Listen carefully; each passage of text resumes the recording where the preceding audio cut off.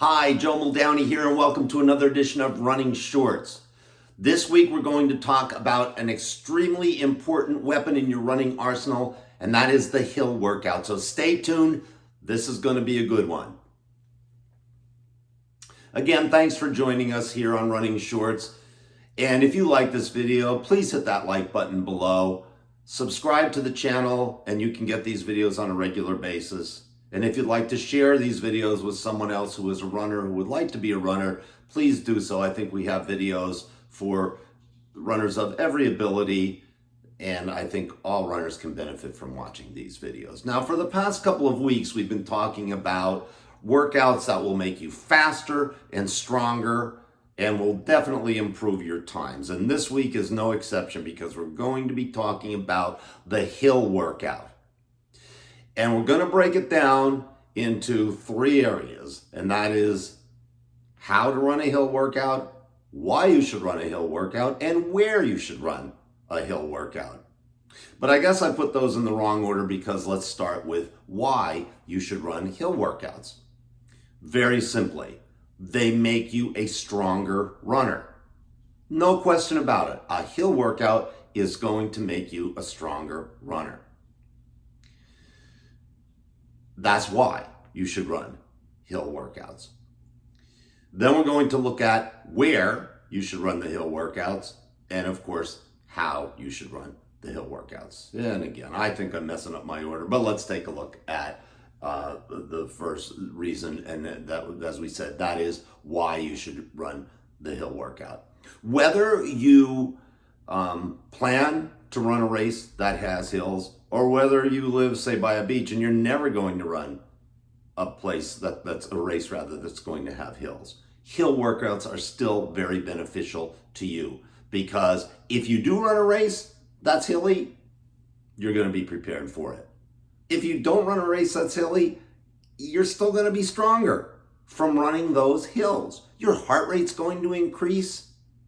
Your legs are going to be stronger. You're mentally going to be tougher. Where do you run hills? Well, if you're living in an area that has hills, that's going to be pretty easy for you to find a hill and to run it. During my running career, most of my running career, almost all of my running career, I lived in a place called Pottsville, Pennsylvania, an old coal mining town that was set right in the side of a mountain. And everywhere I went, everywhere I ran and had to get back to my home, north, south, east, or west, I had to come up a hill. Small hills, large hills. From the downtown area to where I lived, it was 1 3/10 miles to get from there to my home. So I always ran hills, and particularly when I ran the Boston Marathon, which was very hilly, I felt very prepared for that. So, hill workouts, again, they make you stronger, and you can get to hills one way or the other. Now, obviously, as I said, if you live in a hilly area, you're fine. But what if you do live by the beach? What if there are no hills where you live? Most places, I guess probably all places, you've got bridges or you've got causeways. Get to one of those, find one of those, run a hill workout there. And finally, if it's not feasible for you to get to a hill, then get to a gym and get on that treadmill and set the elevation level up higher, 3, 4, 5, 8, whatever suits you, and do your hill workout there. All right, so why and where, and now the important, I think the most important, how to run hills. And there is a technique, and many runners do not run hills properly and make running hills more difficult for themselves. So let's try to make it a little bit easier for you and more beneficial for you. Number one, the way you should physically run a hill, say with your legs. And that is, do not try to be up on your toes which a lot of runners do. And that's just gonna, I'm telling you, you do that and your calves are just gonna be screaming by the end of the workout. So when you're running a hill, go more so heel to toe than you may do. Go back a little bit, heel to toe. It's gonna work out better for you if you do that. Secondly, relax. I've talked about this in other videos. Relax when you run. In more difficult workouts, speed workouts, hill workouts, we tense up. Our shoulders go up. Relax those shoulders. Keep those shoulders down. And again, those arms do not go across. Wasted motion. Do not go up like this where you're punching yourself in the face. Wasted motion. An L motion. Just like pistons. L motion with your arms. And finally, what else do we do when we run hills? We don't like running hills, so we tend to look down and we run like this. And our shoulders are up and we're running like that. No good. Pick an object, a tree, a telephone pole, a stop sign. Focus on that. Look straight ahead and focus on that as you run. Practice those 3 elements of your run, of your hill run, and you will be running your hills just fine. Again, in the how portion of how to run hills, hill repeats are very good.